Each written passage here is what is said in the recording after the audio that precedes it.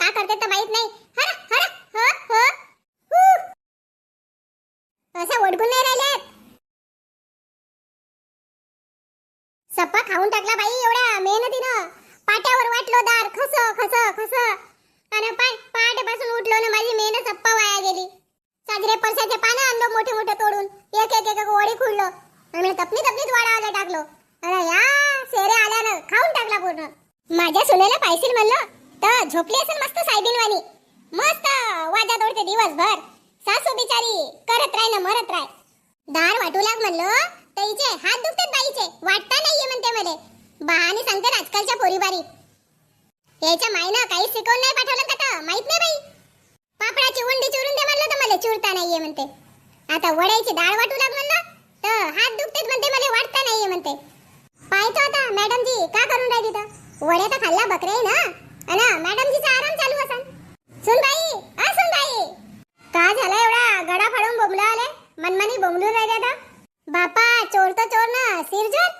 तुले का सांगितलं होतं का मी त्या ठमन बाईच्या इथून येतो तर तू वड्या पाहिशील हो थोड्याशा तर जाऊन झोपली असेल मस्त. कोण वड्याची भाजी खाते तर पहिलेच सांगितलं तुम्हाला का वड्या गिड्या काही बनवू नको म्हणून. तर वड्या बनवता आपल्या सुखानं बनवता आणि मला इथं जागली करायला लावता. मी का चौकीदार हो का तुमची. बापा चौकीदार म्हणते सूड म्हणजे का चौकीदार राहते का. ऐ ह्या वड्या बनवलं तर मी एकटीच भाजी खाईन का. का तुझ्या नवऱ्याला बी तर आवडते ना भाजी. आई वड्या बनवशील आई वड्याची भाजी बनवशील मग कुठून बनवशील सांग बरं. तुम्हाला का म्हणलं कोणाच्या घरून विकत घेऊन मस्त वड्या तर ऐका नाही. कवळी चुंबक कोटल्या पैशासाठी मरमर करता. मला बिलकुल नाही होय असं काम करून. मी पहिलेच सांगितलं होतं का मी दार बी नाही वाटू लागत ना तुमच्या वड्या बी नाही पाहू लागू. अरे भगवान का सून भेटली आहे रे बापा. लोकांच्या सुना पावा तर असा जीव जर्जर करते माझा. लोकांच्या सुना बांधाईवर जातेत घरचा करतेत वड्या न पापड न बापा चकान चक आणि तू हगू भरतेस घरी. धडाची सकाळी उठून झाडझूड नाही करस ना काही नाही. कामाची ना धामाची मनमर अनाजाची. बाईला सगळा आयता पाहिजे. पापड बनवलं तर कसे भाजू खातेस रोज. आता बनवल्या पापड तर का ते सडतील का. हे म्हणत होते का भाजून दे तर 2 पापड मी बी खाऊन घेतलो. हो ना पापड बनवायच्या वेळेस तर बाईचे हात दुखत होते. तिकडे जाऊन झोपली बाई मस्त कूलर लावून आणि मी इथं दिवसभर आपले हात भाजलो मेहनत केलं ना पापड बनवलं आणि खावाले कसे होतेस. आता खाल्ले पापडही काढाल का. खाल्ले पापड काढाल का तुमच्या पोरानं म्हणून भाजलं होतं.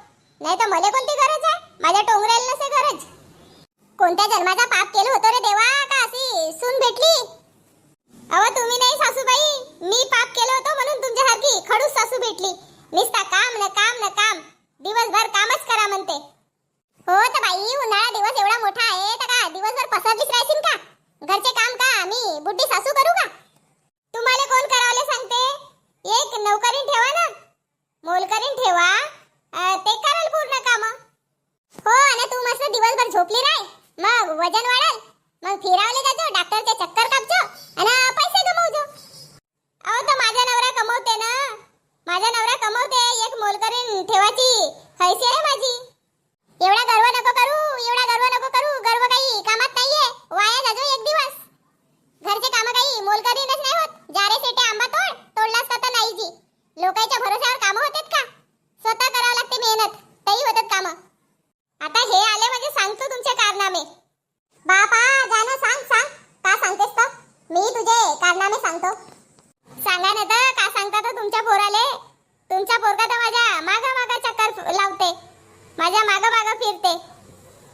तो मला नाही नाचवे मी त्याला नाचवतो.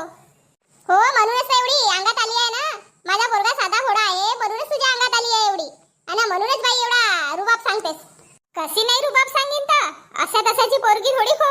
चांगल्या पाटलाची पोरगी हो. माझ्या बापाची 20 एकर जमीन आहे. काही अशा तशाची पोरगी हो का मी. बापा एक दिवस गर्वाचा घर खाली होईल ना. बसू खाल तर कोटली पुरल तर. आम्ही घाम गाळला पसिनाने एवढी संपत्ती जमवला एवढा मोठा घर बांधला. तू एक घर बांधून पाहिलं तेव्हा समजेल बाई.